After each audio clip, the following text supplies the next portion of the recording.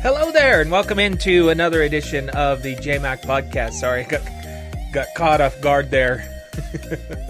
Things happen very quickly when I'm not paying attention. How is everybody doing? Happy Tuesday. It is an election runoff day in Georgia, and polling results are going to start coming in soon. And I will probably do another podcast later tonight if we do get definitive results by the end of the day.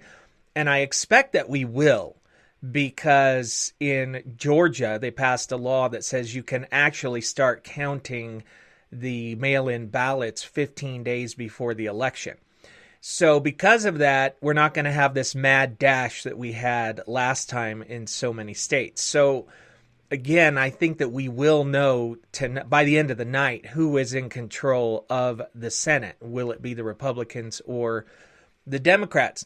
So we'll continue to watch that. But I wanted to give you a preview of what's going to happen tomorrow. And I wanted in Congress. And I wanted to hear from you about what you think about what so many GOP senators and members of the House are going to do in challenging the electoral certifications of the battleground states.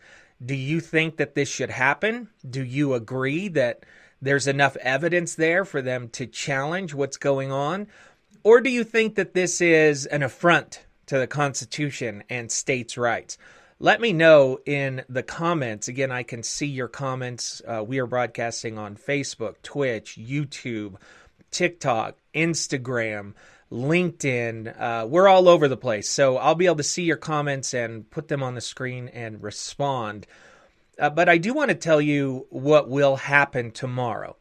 There's no mystery about the outcome tomorrow. I know a lot of people think that there is mystery about whether or not the Electoral College will be certified for President-elect Biden tomorrow. There's absolutely no mystery here whatsoever. As much as you may have a hope that somehow President Trump can pull this out in the end, I'm sorry.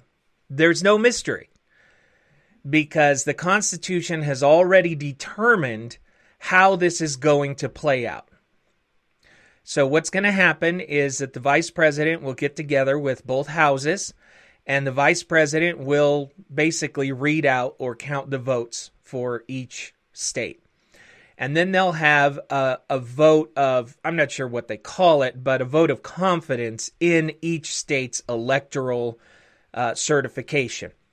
And at that moment, they will be able to take challenges. Now, those of you who think that Mike Pence can somehow change this process, the only way he can do that is if he goes outside of the law and outside of the Constitution.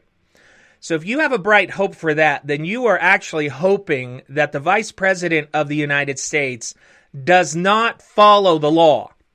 And one of the people who's hoping for that, oh yeah, this guy. And I hope Mike Pence comes through for us, I have to tell you. I hope that our great vice president comes through for us. He's a great guy. Of course, if he doesn't come through, I won't like him quite as much. Yeah, we know what happens when you don't come through for Donald J. Trump. We know how quickly he turns, no matter how long you have been loyal to him. The president also tweeted this out. He said the vice president has the power to reject fraudulently chosen electors. Do any of you believe that? Have you read the Constitution? Do any of you believe that that is the case? Do any of you believe that our founders and our lawmakers, who were so invested in checks and balances, and who were so concerned about states' rights, and who wrote into the Constitution that the states get to choose their electors and the electors choose the president, that they would build into that system a setup where the sitting vice president could just challenge the process? Anybody? If that is the case, then our founders blew it. Because how many times has it happened that a sitting vice president has to certify an election or count electoral votes for a member of the other party who's taking the White House? If the vice president could just arbitrarily say, nope, don't accept those, nope, don't accept those, we would never have a member of another party in the White House. I mean, come on. This is nonsensical. If you look at the Constitution, it is clear. The vice president's job here is ceremonial. He has absolutely no say in this process. None whatsoever. And the president has put him in a terrible situation. Because if he does try and somehow object, he's going to be in violation of the Constitution. But if he doesn't step in and try and object, then he faces the wrath of Donald J. Trump. And if he has any political aspirations for the future, he may feel that those are completely in jeopardy if he doesn't walk in tomorrow and challenge this electoral process, which he has no stated authority to do whatsoever. So again, all Mike Pence's only role tomorrow is to count the votes. He can't object, he can't certify, he can't do anything. But once he's done with that and they go through each of the states, then it goes to the members of the House and to the members of the Senate, and they can object to individual state certifications. If a member on each side does that for a state, then both houses will adjourn and they will debate the issue for 2 hours. So I'm assuming in those 2 hours, somebody who has questioned the certification will present their case for voter fraud and why those electoral votes should not be seated for that candidate. Then once they do that, they vote according to the House and to the Senate membership. And the reason I say that this is already decided is because the House is controlled by Democrats. The Senate will not get enough votes even to have a majority to do this on either side. If you look at the people who have said they're going to vote for the challenge. So this thing is DOA. It is dead in the water. It's just simply not going to happen. Now, some people have confused the other process that can kick into play. And that's a process when a candidate does not exceed 270 votes, electoral votes. In that case, the House gets to decide, and they only get 1 vote per state. And if that was the case, then the Republicans have more single state votes, and they would be able to decide who the next president is going to be. But this is not a situation where it's about electoral votes. So they're confusing the two processes, okay? This is not a situation where the House gets to decide. This is a situation where both the House and the Senate have to vote with enough votes, majority of votes, to overturn an individual state's elections. That is simply not going to happen. There's no way. There's just no way whatsoever. This is Libby on Periscope. Hey, Libby. Yep, it's DOA. It's distraction by Trump. She also says, except there is no evidence of fraud. Well, provable, verifiable evidence that would stand up in a court of law, you're absolutely right. Conjecture, allegations, edited videos, misrepresentations, misunderstandings of what people are seeing in videos or how electoral processes work. Yeah, there's plenty of that. And if you want to see a breakdown, for example, in the state of Georgia, go onto my Facebook page, Jay McFarland, and watch yesterday's podcast. And I played the 20 minutes of Gabriel Sterling, the Georgia election official, where he breaks down every single allegation of voter fraud. And he successfully, in my opinion, proves that neither Trump nor the diehards that think that fraud happened in Georgia are playing with a full deck of information. They don't understand how the system works. They basically proved that the Trump team released a video that was strategically cut. This is the video where you see them pulling suitcases out from under a table that are supposed to be ballots for Biden. Well, if you watch the whole video, you know exactly where those ballots came from and why they were there. And that the chain of custody is secure. And so the idea that there will be evidence of fraud presented in Congress tomorrow, I haven't seen it whatsoever. Libby says, bless you. Thank you. I'm assuming for my for my sneeze. Somebody's suggesting this is Jacob. Outside of his authority of the Constitution, does it go to the Supreme Court? No. No, this will not land in the courts. This is clearly defined exactly what will happen. Okay, so what will happen is there will be challenges on both sides. We know that. They will adjourn and they will hear evidence as to why there are objections. And then they will vote. And if you just took the vote on party lines, then the House has a majority for Democrats. The Senate depends on tonight. I don't know if they can get sworn in time. The Senate is still not going to get a majority because there are a bunch of Republican senators who are not going to get on board. And that's what people are missing is even if you had a clear majority in the Senate, you're not going to have even close to enough people in the House or the Senate because a lot of Republicans are refusing to get on board with this, as they should. Let's see. This is Shelley. Hey, Shelley. It's great to hear from you. Shelley says, it's killing me that Burgess Owens is in Congress instead of you right now. That he's voting against accepting the count is so troubling. Well, we're going to talk about Burgess. And he was sworn in yesterday. Those of you who are out of state or who are new to this podcast, Burgess Owens is one of our brand new congressmen, and I ran against him in the Republican primary this year for Congress. I lost, and he is now in office, and I'm going to tell you what he thinks about this certification. One of his first official acts is going to be to protest this election. Let's see here. Some of your comments, if they're really long, it's hard for me to read them while I'm doing the show. So I know it's difficult, but keep them as short as possible. I'll try and get this one on the screen. This is it Rena? On Facebook, the Republicans in Congress that are going along with Trump are only siding with him because they fear his wrath.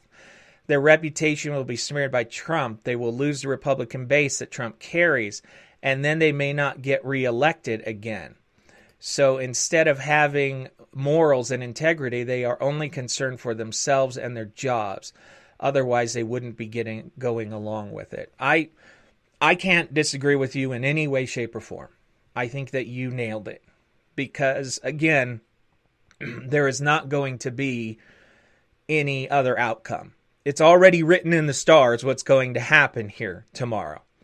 And what's amazing is you're going to have all of these supporters rallying in Washington, D.C., and they've been deceived. They've been led to believe that something is going to possibly change tomorrow, and that by the end of the day, somehow Trump is now the president-elect again.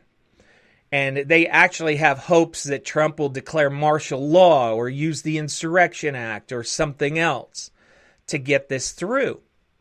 And again, one of the things that just keeps bothering me is that I thought, and as a Republican and as a conservative, that we believed in states' rights and that we believed in the Constitution. And the Constitution says states get to choose their electors. And you know who really said it, who I'm incredibly proud of today, a Utah representative. This is John Curtis. He says, I plan to respect each state's decision, certify the election, and continue to work with my colleagues on solutions for Utah. Thank you, Representative Curtis. He says, I have faith in America's election system. What's so amazing to me is people like Ted Cruz are going to be part of this. Ted Cruz. Do you know about Donald J. Trump, President Trump's history with Ted Cruz and election fraud? You know that in the 2016 primary, Ted Cruz won the Iowa caucus. Do you remember what Trump tweeted? This has somehow disappeared. Well, I've got it right here. Here's Trump's tweet immediately after. Based on the fraud committed by Senator Ted Cruz during the Iowa caucus, either a new election should take place or Cruz's results should be nullified. Can you believe that? This is his play when he loses. This is his go-to. And here's Ted Cruz saying he's going to help the president challenge this election after he himself was accused in a GOP caucus of election fraud. This is Stephen Andrew on TikTok. By the way, TikTok users, I can't put your comments on the screen, but I can see them and I can respond to them. He says, if they certified Biden as president, the Patriots will take over this country. They're willing to die. I've dealt with this over and over again, Stephen. If every legal challenge is unsuccessful, if every constitutional challenge is unsuccessful,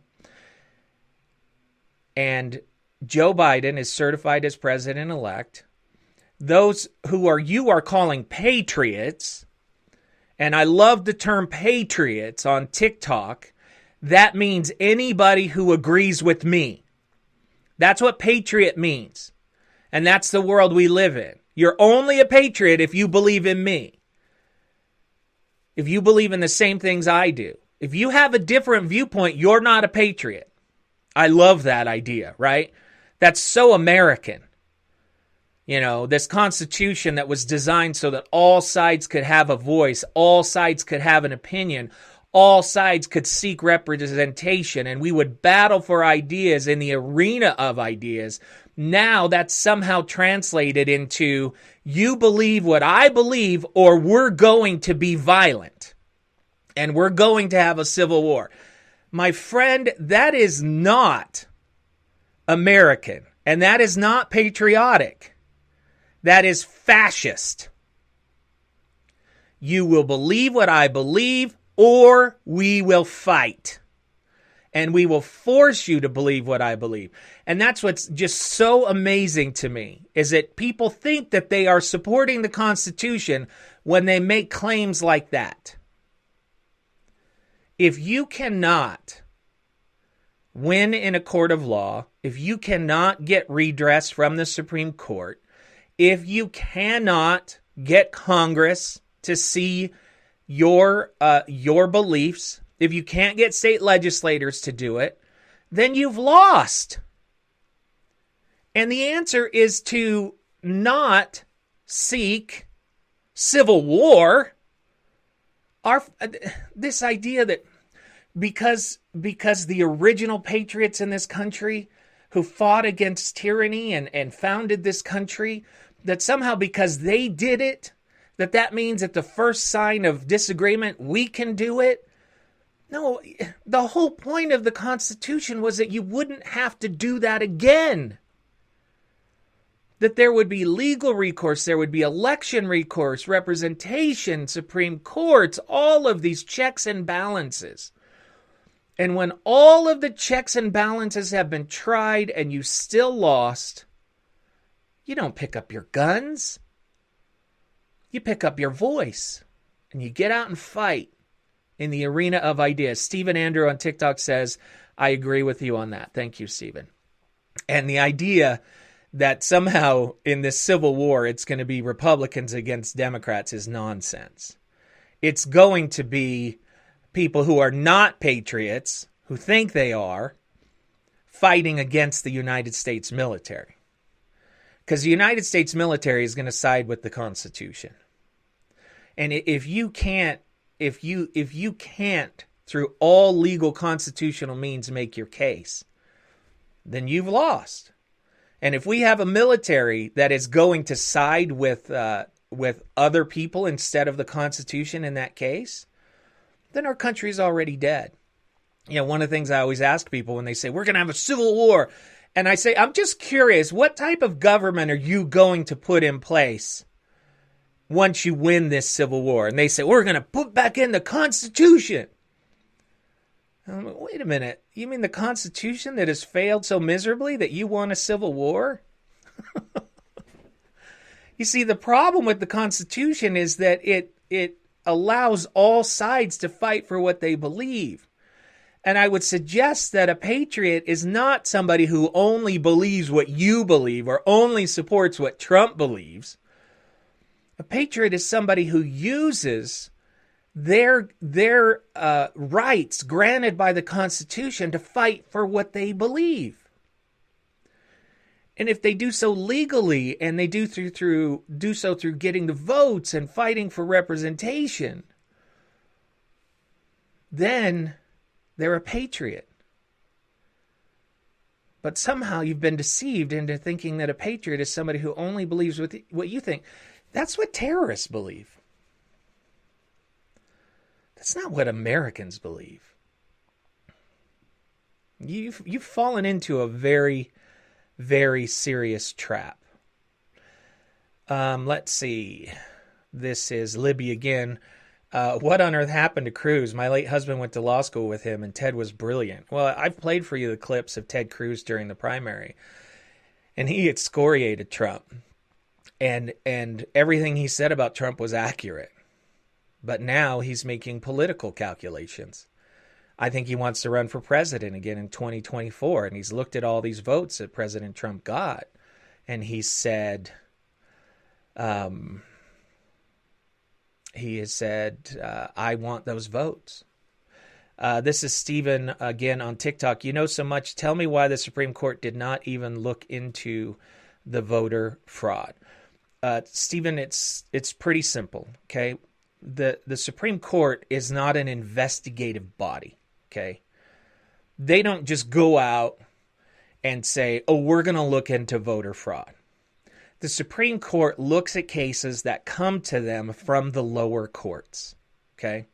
And they look at everything presented in the lower courts, and they decide if they're going to hear the case based upon what was presented in the lower courts. So the question is not why didn't the Supreme Court hear it? The question is why didn't any court hear it?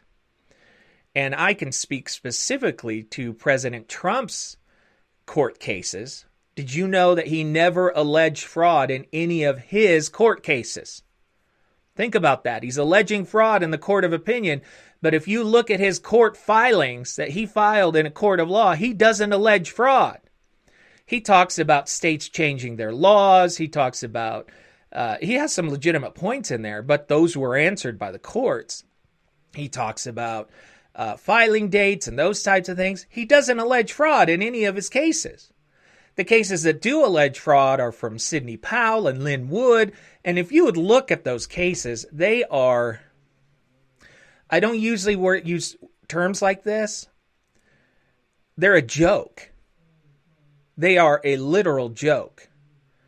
They blame Hugo Chavez for election fraud. There are just so many things. I just really would like anybody who thinks they're election fraud to go back and listen to my podcast yesterday and listen to the Georgia Secretary of State destroy all of the claims of election fraud. But the bottom line is that for Trump's cases, they couldn't produce any evidence of fraud. And in all of the other cases, the people who filed those didn't have standing. So the court cases wouldn't even hear it. Or the courts use something called Latches. And I described this yesterday, but we'll do it again because that was a late night show and we have a totally different group of listeners today. Latches is when a law is passed and you have a certain amount of time to challenge that law. And if you don't challenge that law, in a timely manner, then you lose your chance to challenge that law. So Latches came up in the Texas case, even though Texas didn't have standing, and it came up in many of Trump's cases. So in the Trump lawsuits, one of the things that he claimed is that certain battleground states changed their laws, and that they changed them illegally against the state constitution. So Pennsylvania is a perfect example of that. So in Pennsylvania, they changed the law saying that anybody could get a no-excuse ballot. Now, a no-excuse ballot is a ballot that you don't have to request. Before, you had to have an excuse. I'm out of the state, I'm disabled, I'm in the military. These were excuse ballots. Well, Pennsylvania changed their law. It was like 18 months ago. They changed their law saying, and it was before COVID, by the way. They changed their law saying that anybody could get a mail-in ballot. If you read the Pennsylvania Constitution, it does not appear to me and to Trump and to other people that the state legislature had the constitutional authority to change that law. That they couldn't just arbitrarily say anybody gets a no-excuse ballot. So it's allowed to go into effect. The primaries happen. The election happens. And only when President Trump loses the election does he file a challenge to that constitutionality. Now, there's several problems with that. First of all, it's a state's issue, and it's somebody in the state who should challenge it. But second of all, there's this idea of latches. And the judges in their ruling said, you needed to challenge this before the election. Instead of challenging it, you actually ran on it, and you didn't complain about it, and you didn't file any lawsuits. So the judges said, we're throwing it out because of latches. The state Supreme Court agreed with that. And then, in refusing to hear the case, the Supreme Court basically let the lower court ruling stand. But again, in those lawsuits, Trump wasn't alleging fraud. He was alleging that state legislatures passed something unconstitutional. It was a legal case. And so it's important to understand that in court, Trump is not alleging fraud. He's alleging legal wranglings and those types of things. But in the court of public opinion, he's alleging fraud all day long. And you have to wonder why that is. Why does his case in the court of public opinion not match his case in a court of law? I'll tell you why. Because the claims don't stand up in a court of law. All of the things that you've seen are so easily explained away. And a lot of it is misrepresentation. This is Crystal. Hey, Crystal on Facebook. And it says 50th anniversary. Congratulations. I really appreciate your centeredness and common sense. Thank you. This is Cheryl. Me too. I voted for Jay. Cheryl, thank you so much. You know, we did get we got thousands and thousands of votes. And so I felt like we gave people a good alternative, and maybe it was building a base or a foundation for the future. Well, a lot of you, Ben, I voted for Jay. Thank you. Let's see. Terry says the Supreme Court said Trump has nothing. Well, to be fair, what the Supreme Court has said is that they are not going to hear the lower court cases. And in the Texas lawsuit, which was a joke from the beginning, the Texas lawsuit was Texas suing these battleground states for, like, the Pennsylvania decision that I described to you. The problem is one state cannot sue another state for violating the Constitution. So that was thrown out purely on standing. You can't sue another state. They thought, again, getting technical here, if normally a lawsuit has to go through state court and then the federal, the state Supreme Court or the appeals process and then to the Supreme Court. But when one state sues another state, it goes right to the Supreme Court. But that doesn't mean the court has to hear the case. So many people on TikTok and everywhere else were saying it's been docketed. That means they're going to hear it. No, docketed just means it was filed. But the law that allows states to sue another state and that the Supreme Court would hear it, it was set up for property disputes. It wasn't set up for border disputes. It wasn't set up so one state could sue another state and say they have violated their own state constitutions in choosing an elector. So in that case, they just said, Texas, you have no standing. And every legal expert and myself and everybody else who actually looks into these things, we said from the beginning, that has no standing. And that's what the Supreme Court did. So to be fair, the Supreme Court hasn't hasn't done a deep dive into the evidence. They've looked at what was presented in the lower courts, and they have decided not to hear any cases from the Supreme Court. Let's see. This is Jihab on Twitch. Conservatives should have learned the lesson the hard left taught them. You cannot force your ideas on others and expect them to change. Trump lost people in the middle. Simple as that. I agree with you. Trump thought that he could get reelected with just his base because he won with just his base. But what he failed to realize is that he didn't outperform the polling. He didn't outperform what he was expected to get. It wasn't a red wave. What it was a blue trickle. And the people who said they were going to come out and vote for Hillary didn't. And I think they didn't come out and vote for her because the polling said she was ahead by 12 points. And they woke up the next day with Trump as their president and they said, what did we do? And they said, we're never going to make that mistake again. So Trump spent 4 years appealing only to his base and attacking everybody else who disagrees with him. And what he did is he solidified an election for any opponent, in my opinion. Let's see. This is Mark Steele. Mark says, your centeredness is why you lost. More Republicans in your district wanted a demagogue. Yeah, I will tell you one of the reasons I think we lost, because if you remember, you can trust polling or not, but we led in the polls the entire time until the very end. The problem was our issue was fundraising. It was our issue from the very beginning. We didn't have access to traditional fundraising. Burgess Owens tapped into that initial fundraising very early on. And so in the last 3 months of the campaign, he was on TV like crazy. And we had no budget for television whatsoever. And so my belief is that's when he passed us. I would like to believe, I might be fooling myself, that if we had the money for television, that we might have been more competitive. But I do think that in general, you are correct that people wanted diehard Trump supporters. I don't know if it's the majority. I don't know. This is Christopher. Christopher says, same, Burgess is just a red vote. That's it. Yeah, let's talk about Burgess. I made a decision after the election that I wasn't going to spend a lot of time talking about Burgess.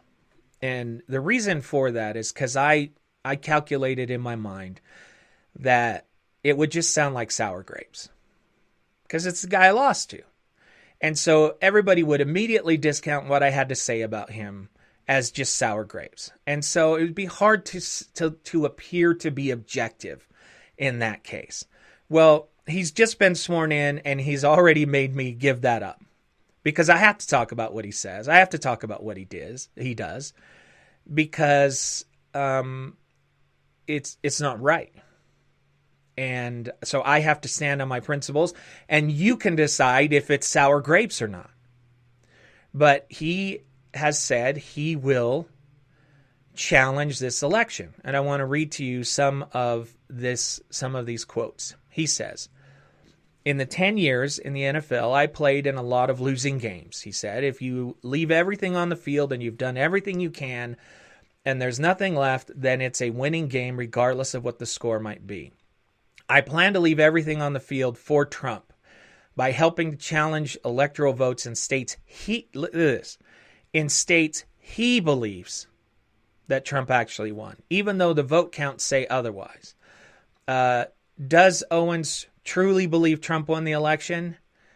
Quote, there is no question that Trump was reelected to a second term. No question.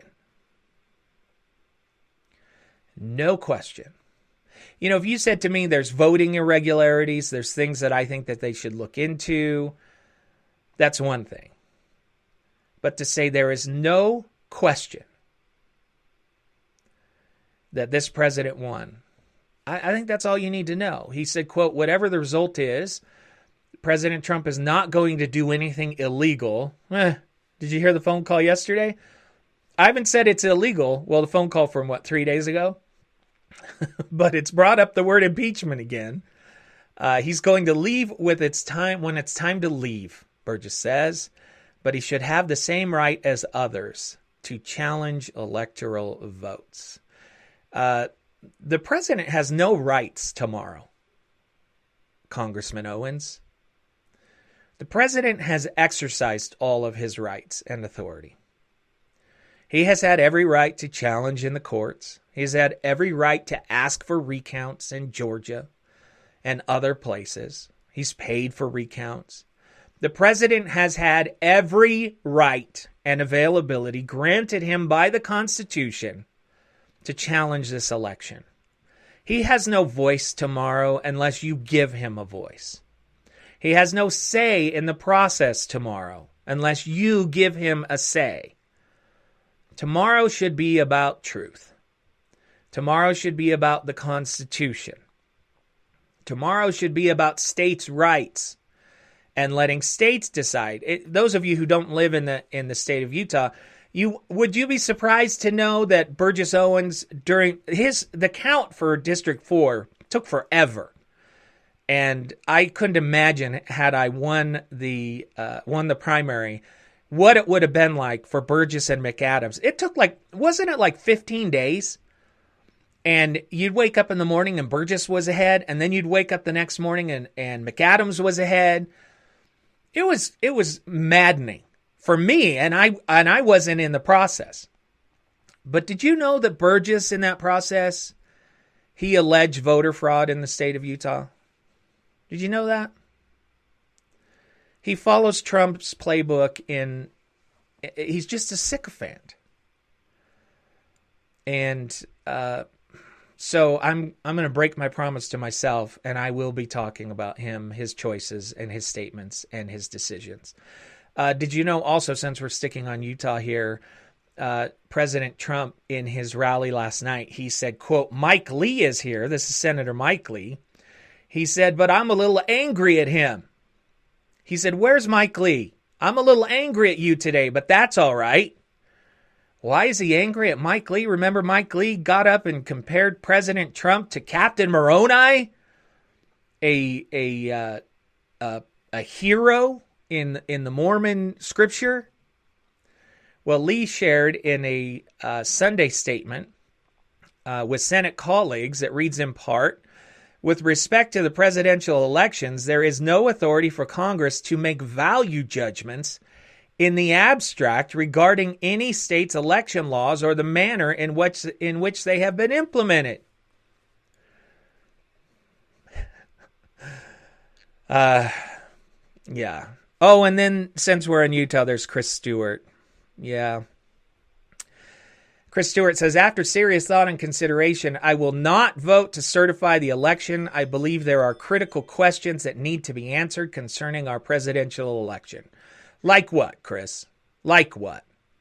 He said, until we have resolved the issues surrounding voting irregularities, ballot integrity and security, and the implementation of state election laws, I cannot in good conscience uphold the oath I took to protect and defend our Constitution by voting to certify the election. Yeah. You decide how you feel about that. Congressman Stewart is another person who has fallen in line in lockstep with President Trump. So there we have it. So the bottom line is there will be nothing new tomorrow. The outcome in Congress has already been decided by the Constitution. The only question is who will put on a show for Donald Trump. And that's what's happening. Anybody who votes to not certify these votes, they are putting on a show for this president with the hope that somehow that will further their political career. This is Jihab. I feel like Trump polarized the party, and that is why you lost. Everyone was looking for someone willing to throw up the figurative middle finger instead of voting for someone who was a voice of reason. Not your fault, but the fault of those in the Republican Party. I knew that going in. I knew that it was going to be a tough road. And so here I am, not on KSL anymore, and fighting to rebuild a little bit, but knowing that I stood on my principles. And that's something that I can feel good about. And I hope that those of you who voted for me feel the same way, that you stood on your principles. This is Jihab again. When are you crossing over to the dark side, Jay? You sound like a libertarian. Come on over. We have cake. Love cake. Unless it's got that cream cheesy frosting. I can't stand that, but I love cake. There are a lot, those of you who have listened to me a long time, you know that there's a lot of libertarian in me. I just don't feel there's room. And we talked about this in yesterday's podcast, that if you're going to have a political voice in this country and you're going to make change, you're going to have to do it within one of the two parties. They are so entrenched by law, by gerrymandering, and by everything else that it's the only way it's going to make it happen. And that going to another party is just going to split the vote, and it's going to guarantee that more of the policies on the left are going to get into play. So I have elected to try and fight from within my own party. And I hope that there is going to be a snapback from support for this president, and that we are going to realize that we need to choose better. And we need to choose somebody who unites people, who can actually articulate a conservative point of view and convert people to conservatism, because it requires conversion. Liberalism does not. And somebody who, like Jihab says, that can be somebody who appeals to the middle. And that's one thing that we were very proud of, is our support from the middle and our support even from the left. So that was, something we can take away from. Nathan, hey Nathan, on Facebook says you need to run against Mike Lee. A lot of people in my campaign are asking me to start thinking about running again. I spent every dollar that I own. I gave up my career. I am seriously, at this point, rebuilding my life from scratch. And so I can't think about those things right now. I've got to try and rebuild my family first. I would absolutely consider doing it again if I can get back on my feet and, and be in a situation where I don't have to give up my day job in order to run for Congress. And that was the other thing that made my decision so difficult. Other people didn't have to give up their jobs. I was the only person in the race who had to give up my job and my source of income to run for office. So I've decided that I've got to find a way to support my family in such a method that if I do decide to run again, I don't have to give up my day job. And so that's what this podcast and all the effort and time that we put into producing a professional product, a product that is being broadcast on 9 different social platforms. But I also need your help as well. This is a time for a shameless ask. You can help support the podcast. Become a one-time donor or a monthly donor. Just scan that QR code that you see on the screen, or click on the link to this podcast wherever you are viewing it. That will help me out. If you want me to run again, I've got to get on my feet first. This is Mark. He says, I'm in John Curtis's district. I don't have to worry about what nonsense will come out of his mouth, as he is common sense and practicality personified. I agree with you. When I was thinking about running, I went to Washington, D.C. I sat down with John Curtis. I interviewed him many times as the mayor of Provo. He, to me, is a perfect example of the type of leadership that we are looking for. He will support Trump when his principles allow him to, and when they don't, he will do as here's the tweet again. He says, I plan to respect each state's decision, certify the election, and continue to work with my colleagues on solutions for Utah. That's the right answer. That's it. Right there. That's the right answer. So I'm glad that you have a representative, Mark, that you can be proud of. It is, it's becoming a rarity, unfortunately. All right. Any of your comments? Anyone want to disagree with my opinion about how tomorrow is going to play out? I think the only real question is, will the streets remain peaceful? And I don't mean to suggest that Trump supporters are going there to commit violence, although I'm shocked and amazed at how many are talking about violence if they don't get their way. Many of them at the same time decrying the actions of protesters on the left and their violent actions. But apparently if they're not getting their way, then violence is the action. Anarchy is the action. If it's something you agree with. I mean, think about that. If you agree with the cause, then yeah, take up your guns. Okay. All right. If that's what we're doing, if it just has to be something that you believe in, okay. All right. But the other side is terrible, evil, and awful for doing it for something they believe in. Yeah. But the question is, tomorrow, will it remain peaceful? Because there's not just going to be Trump supporters there. There's going to be anti-protesters. Is that what you'd call them? I don't know. There's going to be protesters on the other side. And will there be clashes? And that's why the National Guard has been brought in. And at this point, I don't know if if the claims that I'm seeing on social media, I don't know if those people are serious who are talking about civil war.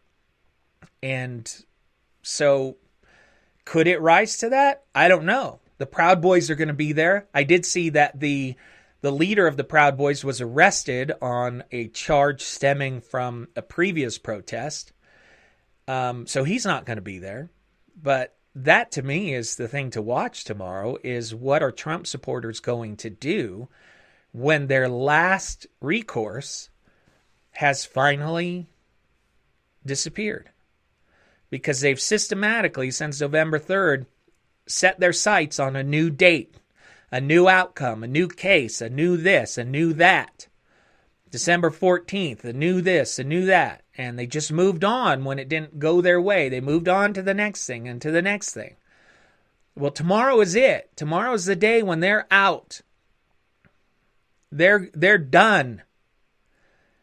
And so tomorrow is the day when they have to put their money where their mouth is. Is it all talk? I hope so.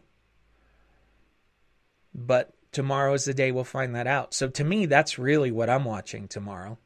Not a foregone conclusion in the House and the Senate. All right. Thank you so much for joining me today. Again, I'm looking at the Georgia election. Early data suggests diverse voting blocks could give Democrats the edge in Georgia runoff. That's a tweet from NBC News.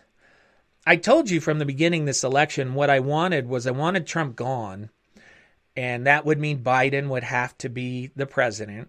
But then I wanted a divided government. So I knew the House would stay with the Democrats, and then I wanted the Senate to stay with Republicans. So that Biden would get in, but his authority would be checked, and then that would be all fine and good. But then we get this runoff situation in Georgia, and now that's all in play. So I'm going to be watching anxiously. Let me see if there's any other news coming in. If there is a decision, I may come on and do a late night podcast tonight, if you want to watch for that. No, it looks like it's still too early to know. So we'll find out. We'll wake up tomorrow and we'll know whether or not Joe Biden has control of all three houses or all three branches. It's still going to be tough to get things done because he needs a bigger margin, but he's going to have more authority than he would if Republicans can keep control of the Senate. Hey, thank you everybody so much for tuning in. Remember, please become a patron of this podcast. Check out my website, jaymcfarland.com. I've got online courses up there now based upon my books, and I've got a lot of other resources there that I'm trying to build to help push this brand forward. With that, I hope you have a wonderful evening, and Curse of Oak Island is on tonight, so I'll be watching that as well. I might be a little bit distracted. Everybody have a wonderful evening, and thanks again for joining me.